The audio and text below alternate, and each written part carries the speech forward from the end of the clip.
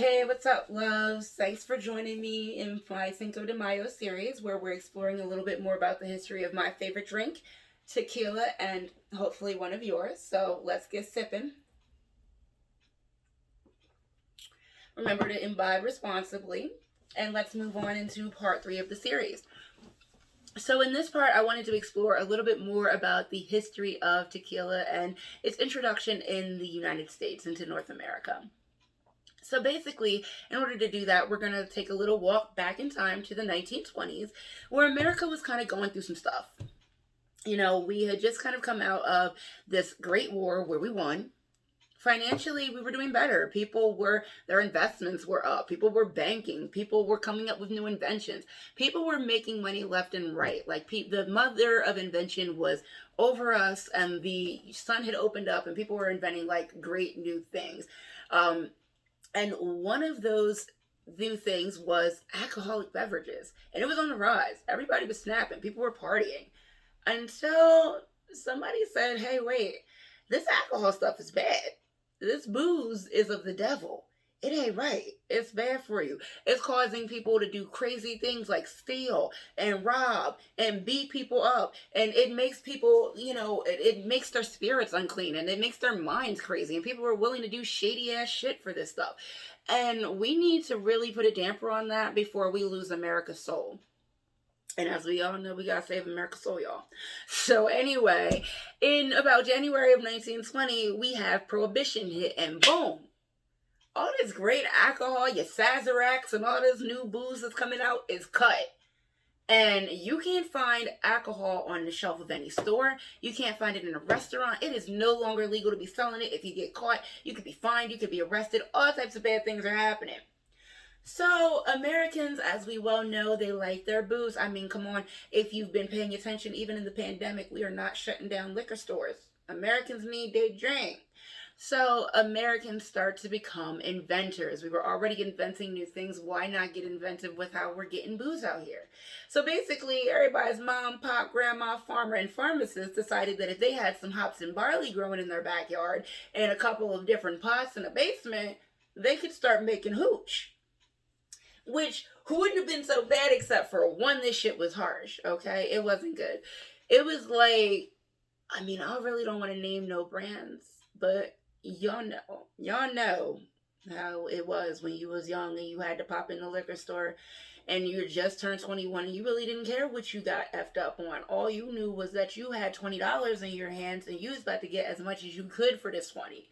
It was that kind of stuff. Actually, no, it was worse because it wasn't regulated. So anybody who made it didn't have to prove that they had made it in a sanitary place. They didn't have to prove what they put into it. What was giving it that sharp taste? For all you knew, you was drinking rubber alcohol for real, y'all. So it was really freaking crazy out there. And hooch was available if you wanted to try it, but it wasn't exactly safe.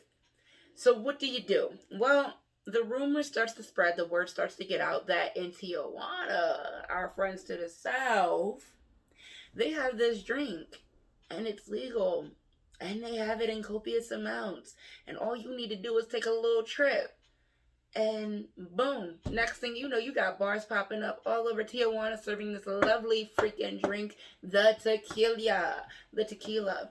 And everybody who has the means of transportation and getting down there in America is doing the damn thing. They're hopping on it, they are grabbing this tequila drink, and they're loving it. So, boom. 1933 rolls around and Prohibition ends. Basically, America decides, all right, that was a bad bet. We overshot the load. Nobody's really on it anyway. It's about time we brought the revenue back into our pockets. We're bringing alcohol back to the shelves. Yay. But that kind of starts to kill business for, the people in Tijuana. And why does that matter, friends? Well, now tequila's in our diet. We know what it is. Americans have had it. So, of course, they want it in their bars. And, of course, we can now see it in our restaurants, etc. But what we don't have is a specific drink for this tequila.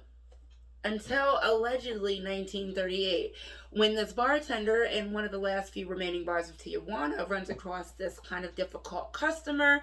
She's in there wanting a drink that's going to get her lit but not be too rough, and she doesn't want no shot, all of that. And as you know, you get inventive. So he takes the tequila shot and he's like, all right, what do I do with it? Got you. I'm going to throw it in a cup on some rocks, okay? I'm going to take this lime and I'm going to squeeze it in there and give it kind of this sweet and sour vibe. I'm going to take a little lemon juice, mix it, and we're going to take some salt and rim it. We're going to mix that up, stir it together so that it's not as harsh as a shot, and we're going to serve it up. And he did.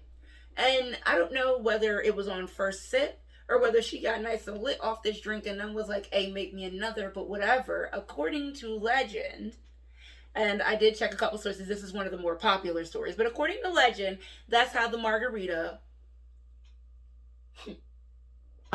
sip sip was born. And of course, later on, it would be refined into a more cultivated drink like we know it today, where we mix in, 1 part alcohol, 2 parts of the sweet and sour, then a bit of a lemon lime. But at the same time, we've got tequila and we're on and popping. So now we've got the margarita. Later, we would get the tequila sunrise. And actually, to this day, bartenders are doing a lot of great things with tequila as a base. And they're even reinventing some of our old drinks that we know, our old fashions and our margaritas. Oh, I said margaritas, our martinis are being made with the tequila base. So that is how tequila was first introduced to America, and that's how the margarita allegedly got its start. If you're enjoying this series so far, I really encourage you to go ahead and follow me over into part 4, where we're going to discuss a little bit about the history of Cinco de Mayo in Mexico. And then we're going to go ahead in the part 5, where we discuss a little bit about the history of Cinco de Mayo in the United States. I hope if you've been drinking along with me that you've been staying boozy and doing so responsibly. And if you're liking this series and want to see more like it, don't forget to like, comment, and subscribe. Cheers, y'all.